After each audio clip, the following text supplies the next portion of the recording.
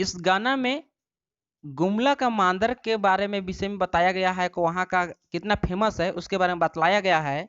इस गाना में का बोल है, गमुला का मांदर किनी देगे आयो जानी किन लखे लागेल। और इसका लौटाने का है, गमुला कर मांदर फूटियो गेल रे जानी छूटल लखे लागेल। ऐसी गाना से इसमें रिज रंग किया जा रहा है। देखिए आप लोग वीडियो।